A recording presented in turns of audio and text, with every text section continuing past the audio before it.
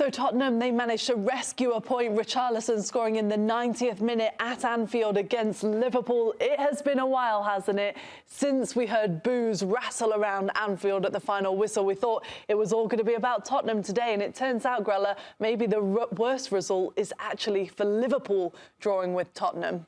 Yeah, when you see the goal, I think it frustrates you as a fan. The defending, they've conceded so many late goals as well. When you consider all the variables, you consider that Liverpool at home, number one, they have the lead, number two, they don't take advantage of that lead, and they're playing Tottenham, a side that's probably at their most fragile moment, a team that's down 1-0. You would just imagine that a team like Liverpool, with the quality that it has, with the aspirations that it has, winning the Premier League last season, even though they've been spotty this season for sure, that they would go and take advantage of that moment, especially at home, and they didn't. And so I could totally understand the boost from the fans. I think it's also the fact that these fans look at this Liverpool side and currently they can't trust them. You know, they can show them great support. It's not the first time that you've heard boos at Anfield this season, because you heard it in January with a draw with Burnley. But I think when you look at it now in the bigger picture of things, fighting for that top four spot, you face a Tottenham side with a change of manager in Igor Tudor. Their form hasn't been great. Everyone would have come into this game thinking it's a banker for Liverpool. But the performance itself wasn't great. You look at the final third, how they applied themselves. You talk about that final pass. It just wasn't there. Very inconsistent, very sloppy from a Liverpool perspective at home, with also leading into a Champions League game against a Galatasaray side that's still another task to do. And when you talk about the defending and how they concede a goal like that to Tottenham, it's not good enough. It's a lot of frustration, and it's not just based on this game. It's been building up for Liverpool. I think that's what it is. We look at this Liverpool side and we can comfortably say that we don't trust them. We could think they can go into a game. Yes, we know about the history of the club. We know about some of the players that they have. But for me, to say that we can trust this Liverpool side, that they look defensively so that they're going to get us a result, we'll be lying to ourselves. Well, in the Champions League, they do have to overturn that one-goal deficit against Galatasaray. The good news is they're at home for that game coming up this week, but they're fifth in the table. And Szoboszlai said after the game, Grella, we'll be lucky to play Conference League football next season, which really just shows how far the expectations have dropped this season. Yeah, I have probably more questions about Arne Slot than I do about even Tudor, to be quite honest with you. If they don't win this game against Galatasaray and they don't get in the top five and they don't have Champions League football, that's a sackable offense without a shadow of a doubt. And I think that the Arne Slot thing has run its course a little bit. The performances have been a little bit soft, a little bit switching off mentally, physically, conceding the late goals. The manager also has to take responsibility for those kind of things. So even though they won the league last season, he might be given a bit more credit. Definitely, because how much of that was attributed to Klopp and what he put in place, and how much is it attributed to Arne Slot? So I think people that watch Liverpool week in and week out, people that are fans of Liverpool for many years, I think they know that it's probably not enough. This year is not enough to be Liverpool manager, to be Liverpool player. They have to give more. That's why you're hearing the boos at the end of the stadium. And if they go out to Galatasaray, no disrespect to them, but if they go out to Galatasaray and they can't get the job done at home at Anfield this week, and then they don't get Champions League football, you're out. That's for sure, because the performances have not been convincing enough for me. It's been the late on in the game, Nigel, as well. The further the game goes on, you always feel like Liverpool become vulnerable. Here's just a look at how many goals they've conceded in the last 15 minutes of a match. I mean, even against Nottingham Forest, they did it not too long ago, where they salvaged something in the last 15 minutes, but at the other end of the pitch, it's really, really concerning. It's not good enough, Poppy. When you look at that there, that's Liverpool Football Club there. You should not be conceding goals in the last 15 minutes of games like that, and those amount of numbers, 17, is not good enough. When you're talking about teams that are pushing for a Premier League title, pushing for a Champions League, one thing that those teams are good at defensively is to see out games all the way through. They will not be conceding the last minute, in the last minutes of the game, or 15, 10 minutes, whatever it is, because they have the mental strength to get through that period. These are top-class players. That is not great reading for Liverpool. And to not even have to look at the stats, but just to look at the games that we saw and witness it, it's schoolboy goals that they're conceding. It's poor defending. Defending that you'd expect under 18s and 17s to be able to do. One person goes up to head the ball, the other person goes round. It's really poor goals that they're conceding. And it's also the whole general picture, like Grella said, the performances haven't been there. When you look at this Liverpool side now, it's hard to argue to say that we can trust them, because coming into this game again, most people would have said, 99% people would have said, Easy win for Liverpool with Tottenham, with everything that's going on with Tottenham. We've seen new manager all over the place, no real system, no real direction. At home as well, at Anfield, let's not forget. Being able to play at that stadium, to know what that fan base is like and how good they are, that should have been a win for Liverpool. So like Grella, I agree. It's worrying for Arne Slot right now. I'm a little bit outsider looking in, or even when I was looking at Liverpool, and I've been to Anfield as a kid. I think I was like 15 years old when I was there. One thing I knew, that when you went to Anfield, you saw like pure football, like the speed of the game, the fans, the energy inside the stadium, the requirements, some of the quality of the goals, the fullbacks high, just the tempo of the match. Most teams that go there are like, oof, difficult 90 minutes. It's going to be really hard. It hasn't been that. It's been nice. It's been soft. It's been players have to come out after the game and say, wow, we need. What was it? Curtis Jones that came out and said, "Well, we need to be harder. We need to give more." Soboslai saying we're not good enough. The way we're playing now is we're lucky if we get Conference League.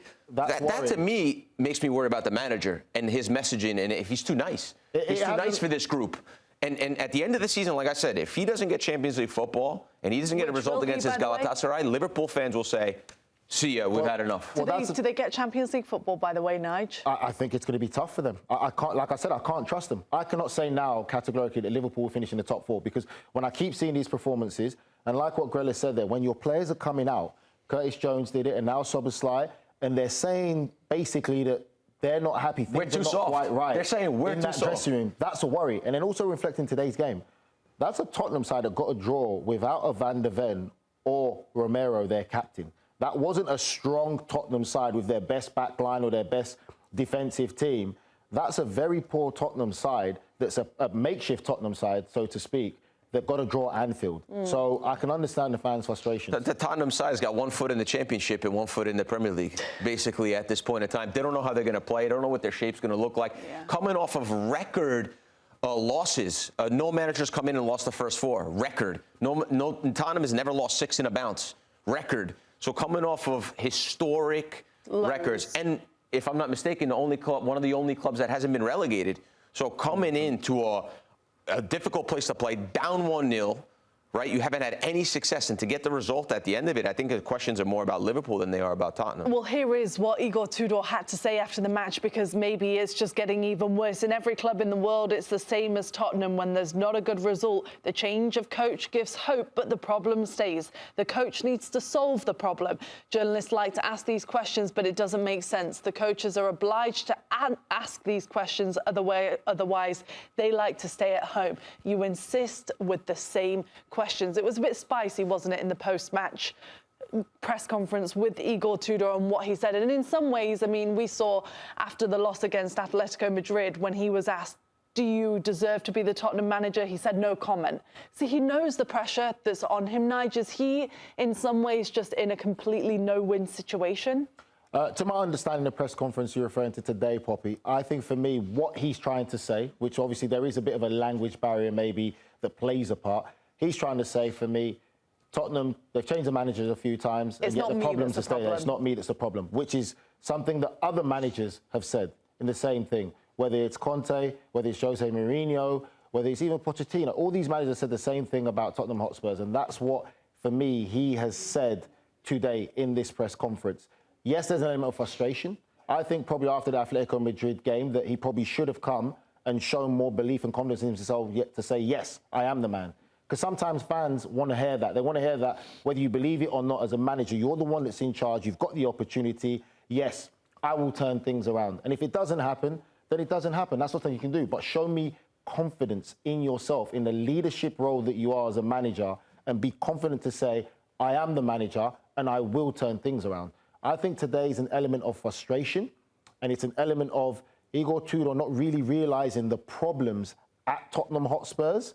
Now that he's in there, he's seeing the problems and really realising this is a real bigger job than he ever expected. Or is he in just self-defence mode, Grella? And after the Atletico Madrid result, which was so bad, not only because of the scoreline naturally maybe didn't make it look as bad as what it felt in moments with everything that happened with Kinski and some of the decisions that he made, is he now thinking, OK, I've got to look after myself for maybe what's to come in my coaching career? Let's not look at the whole body of work. I think I want to look at the game today, and I feel for journalists, if you want to call them that, or media people, because asking the right question, I think, is difficult, and asking at the right time and how you ask it is all a difficult part of this side of the business, for sure, the timing of it. I think it was a stupid question, with all due respect to the journalist. I think it was a stupid question at a stupid time, because he just got an unbelievable result at Anfield. Now, yeah, we just said Liverpool, not the same Liverpool. I understand all that. And think about the pain that's in that changing room. Like, guys on the phone with their agents want to get out of the place, 1 foot in the championship, 1 foot here. Everything's at disarray. He's having to say no comment to things because probably he knows that he hasn't done a good enough job to that point. But the facts is this. At the end of the day, at Anfield, he went and got a point. 4-4-2, the team believed enough to get the point. Yeah. So the question shouldn't have been, oh, but last week you said on Friday about a new manager coming in and the hope of all that. I agree with Tudor with the way he responded. It's like, dude, this is not the question. This is not the question that is required now. There's problems at the club. Every manager that's left there, Mourinho, but does that also say it's too far Pochettino, gone? That no matter what happened today, he's basically out the door. I disagree with that hard to say? I don't know if he's out. I don't know if he's out the door. That question is not a bad question. Because if you've gone out, you said this last Friday? Oh, no, but if your words, you said it. When a new manager comes in, there's always that hope. If a journalist is asking you, after this result today, do you feel that you are that man that can turn it around and have that hope that they're talking about? I think that you should be able to say, yes, I do. This is a starting block. This is a foundation. That's it. You answer the question. At the end of the day, you're the one that said it. This isn't a journalist putting words in your mouth. He said it himself, that there's hope when a new manager comes in. So I think the journalist is right to ask, now with a result like today, a 1-0, a 1-1 draw away at Liverpool, where no one probably didn't think this would happen, do you now feel that you're the manager to give this hope to Tottenham Hotspur? I don't know if that was the question. Fair enough question. I think the question, if that was the question, then fine. But I think the question was more, hey, last Friday you said when a new manager comes in, it gives hope, right? Do you feel like still feel like the team needs a new manager to give hope? I think like that's such a difficult question at that timing, because what do you want him to say? You want him to say, yeah, the team needs a new manager after they just got a point at Anfield? So it's a difficult question for him to ask. I think the timing of it's poor. Listen, at the end of the day, Tudor has to find a way that makes Tottenham survive. That's the most important thing. And a point at Anfield is a pretty good step in the right direction. So what do you want from this point on from the manager? Just by the way, do you think that regardless now of the result against Atletico Madrid in the next leg of the Champions League, he's gone either way? Galatasaray, you mean? So, no. For Tottenham, sorry. Against Atletico, that he was just the manager to see them past Liverpool and to see them past Atletico? I think today this result was good for Tottenham, because I know as much as we said Liverpool were poor, we've got to give credit to Tottenham. They gave a bit of fighting spirits. It wasn't rocket science. You talk about being a relegation fight. He went to a basic 4-4-2, saw a bit of character and fight through. I think what's quite telling is, again, like we said, no Romero, no Van de Ven. Those players that went there today showed a bit of fight and character. They got a result. It's a good platform to work for. The biggest game in Tottenham season is the next Premier League game against Nottingham Forest. Yes. Because that is a 6-pointer, and that's going to be decided. I'm very disappointed in my colleague who I love dearly, who's saying he doesn't like the question, because he's someone that's a great liar, and I'll guarantee he'll be able to lie his way out of that press conference. I'm terrible at asking questions, by the way, which is why I feel for the journalists. I think it's one of the most difficult things to do, and especially in that situation, to Igor Tudor, who's under pressure. It's hard. But I feel for him. You're able to lie your way out of it, right? You said the best managers are great liars. So you're telling me he couldn't lie his way out of that one there? He probably could have. He probably could have and probably should have. But I also feel for Tudor, like, let him get his job done. Like, don't ask him what he said, what he ate for breakfast, and, I don't know, 2 weeks in to go on Saturday. Just to put a cherry on it, Poppy, great opportunity. I understand Igor Tudor taking that job. A lot of people question why you take, or why Tottenham even came to hire Igor Tudor. No problem. What I think is he was naive not to understand how big a problem there is at the football club. And I think his answer kind of opens the door to say, this is bigger than just me as a manager. Which is not the first manager to say that, unfortunately, for Spurs fans. So like Nige said, the big one after the Champions League this week for Spurs is, of course, against Nottingham Forest, a relegation battle at the bottom of the Premier League.